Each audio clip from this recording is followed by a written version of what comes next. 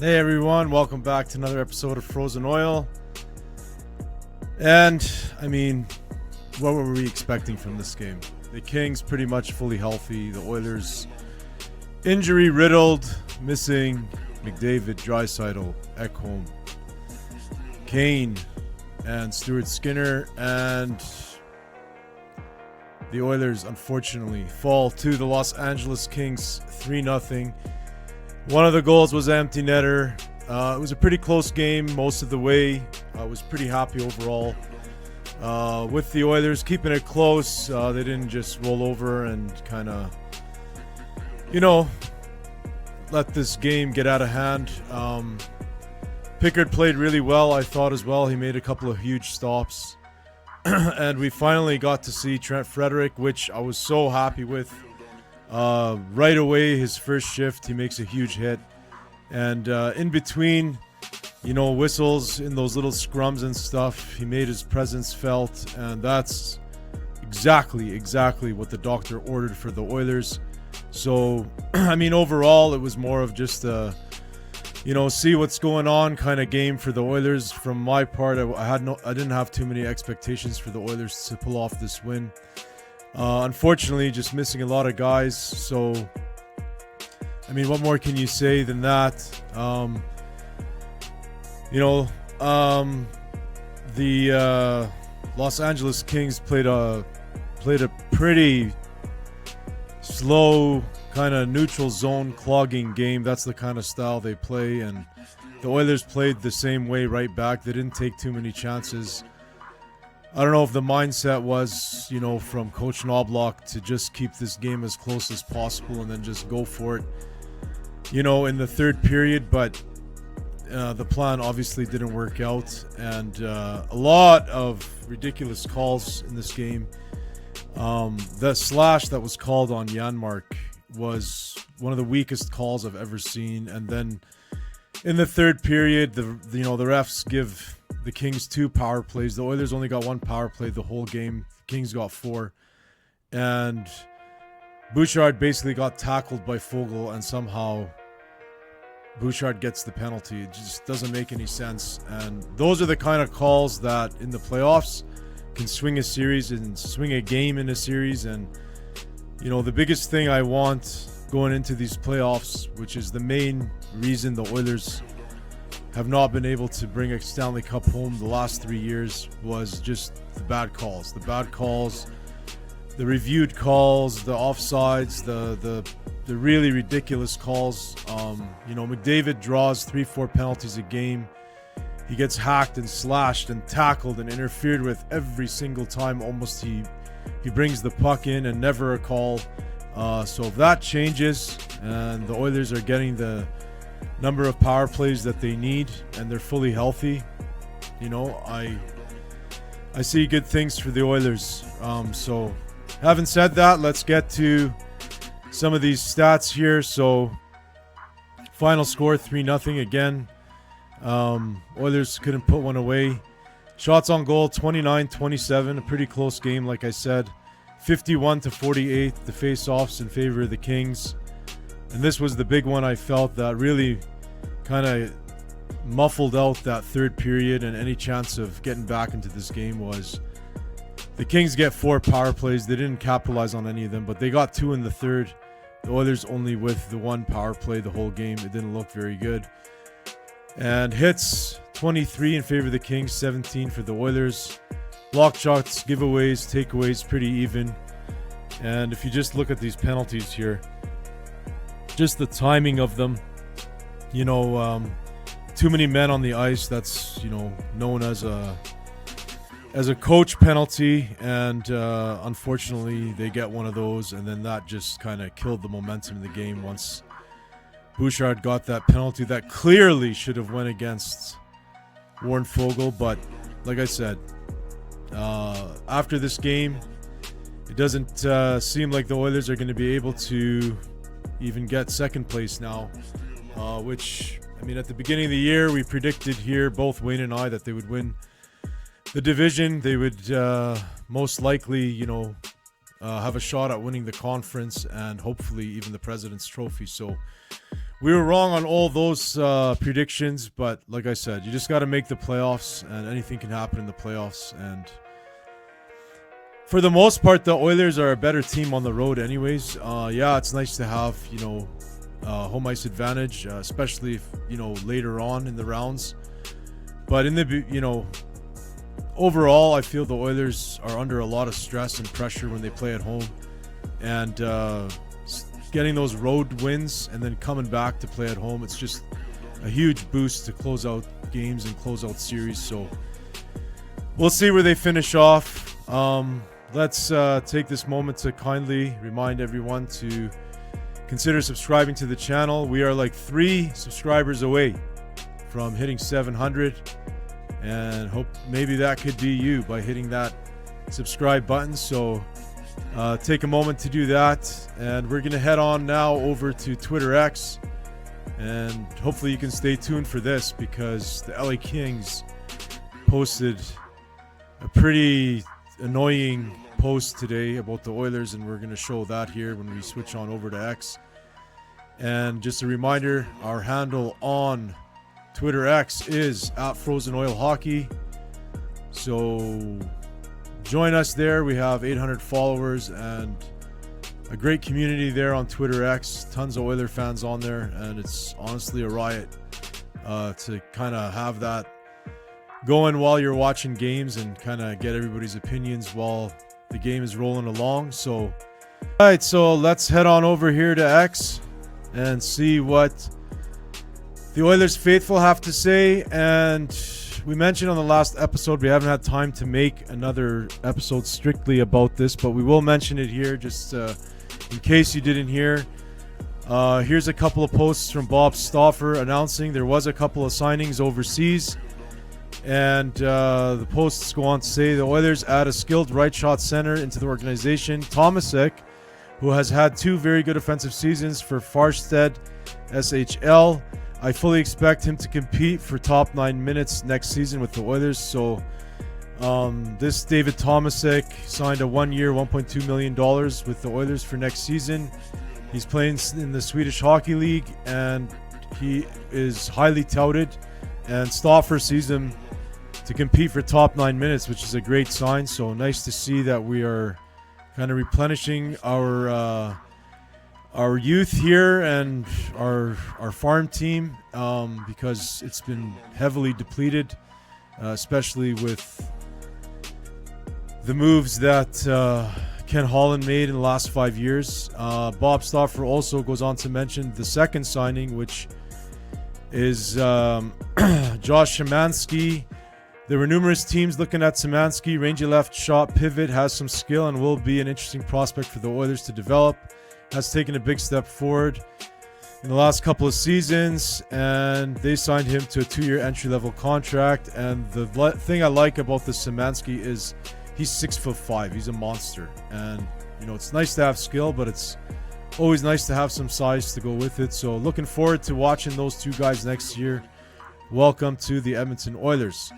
So let's go on to the posts about tonight's game, and this one is in response to one of our favorite handles here at Frozen Oil, which is Klima's Lid, and he says, watch Doughty cross-check Podkolzin in the back repeatedly. That's a penalty all day.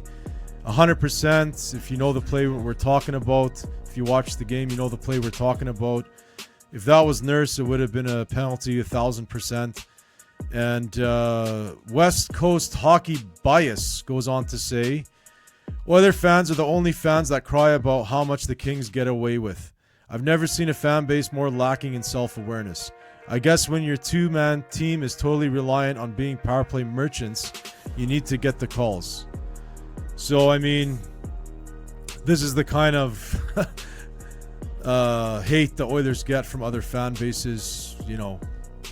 I don't know, maybe we ask for a lot of calls, but I mean, it's just too many. If you're a completely biased fan, if you're cheering for whoever, the Utah Hockey Club, and you are somehow forced to watch every Edmonton Oilers game, you will notice that a lot of calls are not called against the Oilers, especially because it's just wouldn't make it a fair game because Connor McDavid alone draws 3 or 4 penalties per game. Every time he takes the puck up for a rush, he's hacked, slashed, interfered with, sometimes tackled. So, I mean, you know, just call the calls. Call the calls even, and call the calls when there is a call. That's what we're asking for, and it hasn't happened, and it has greatly interfered with our Stanley Cup chances over the last 3 seasons especially. I felt that was a huge problem, was just the refereeing of the games.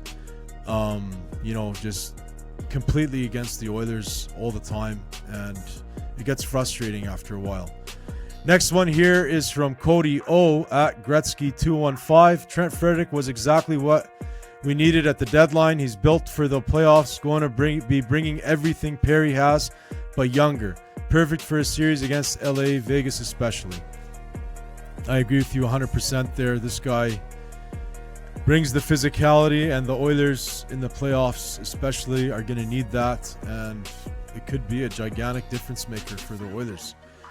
Next one here is from Banjo Guy 55, Oilers super fan. Santa Monica Pier is a dump. Hashtag FYI. So I just thought that was out of the blue and really funny for some reason, and I think he's traveling along with the Oilers on this road trip, and that was just a funny tweet there.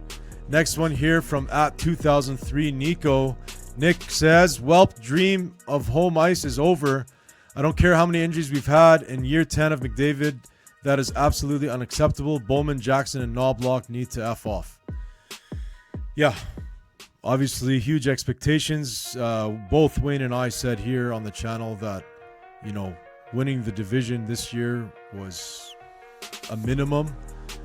Winning the conference was likely, and even shooting for a President's Trophy this year was in our sights. But obviously, you know, too many injuries this year, too much line shuffling. They never really got their footing, and just not a season. I mean, they're still in it right now. I mean, if the Oilers weren't injured and they won this game, they'd be, you know, not too far off the Golden Knights for first and still have a chance to win it. But overall, the Oilers dropping these games against these bottom-dwelling teams are an issue.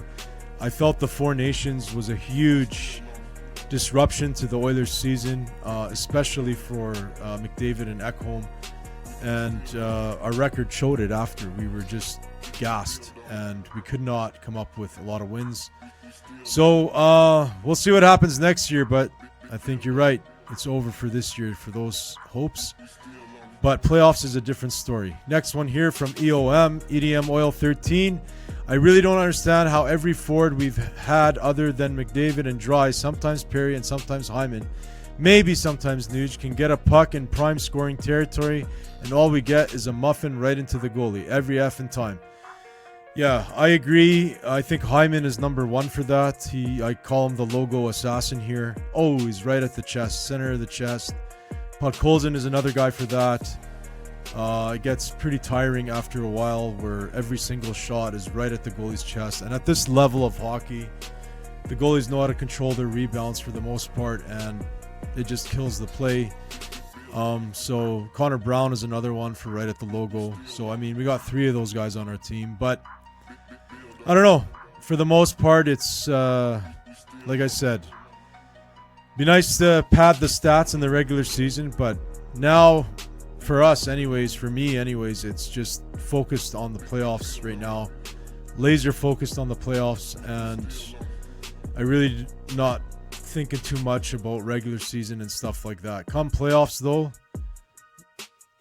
those logo shots need to obviously be more accurate.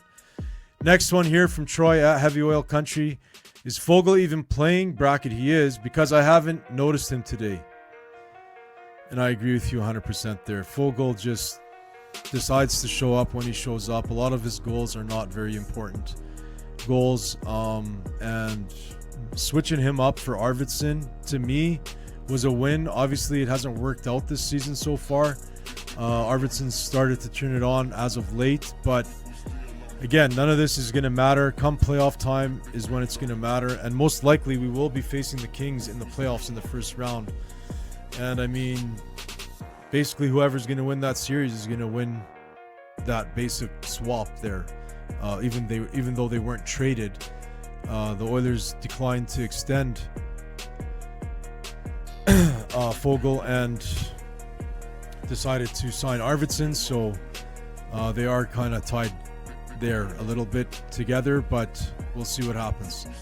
Next one from Captain Jack. One of my favorite things about Jack Michaels as an announcer is how many times he'll say shutout in the last 10 minutes of a game when the Oilers haven't scored yet. And yeah, I completely agree there. He does say it a lot. If you don't know, you know, it's kind of against hockey etiquette, so to speak, to say the word shutout when your team has one going. It's considered a jinx, and yeah, Jack Michaels says it all the time so that the Oilers can snap the shutout. And last and definitely not least, this one is from the LA Kings themselves. Can't spell Oilers without a O. Kings win 3-0. I mean, what a ridiculous post from the LA Kings. I mean, that's obviously going to draw a lot of attention from Oiler fans, and there's 97 responses to this. What a number. We did respond to this ourselves and said the O is also the number of times you've won in the last 3 consecutive years against the Oilers in the playoffs. So, I mean, Captain Jack asks the fans to stand down. This is a very special moment for the franchise that hasn't had any success in years. Please just let them have it. Really talk about winning and 3-0, hey? So, I mean, yeah, you can go to Twitter X and see the responses yourselves. Lots of responses there. And, I mean, it would have been cool for the Oilers official Twitter account to have gotten in here and said something, but as usual, the Oilers Twitter just never tweets anything that's, you know, controversial or could be controversial. But, you know, all we get is Oilers goal, Hyman goal, McDavid goal. Like, come on. These guys are obviously firing shots at our franchise. Let's go. Fire something back. You know, sometimes you got to defend yourself. So that is pretty much it for today's episode. Thanks for tuning in. Like I said, pretty uneventful game for the Oilers. They couldn't score today, unfortunately, but not too many high expectations as well, with all the injuries and all the big guns that are out. So on to the next one, which is Monday against the Anaheim Ducks. That's another late one, 8:30 start. So hopefully we can bring you another recap after that. That'll do it for today. Most importantly, go Oilers, go. Frozen Oil Hockey, the channels you need. Oilers on the ice, unstoppable speed. Chasing the cup, we're gonna succeed. With Mcdavid leading, we're built to exceed. Frozen Oil Hockey,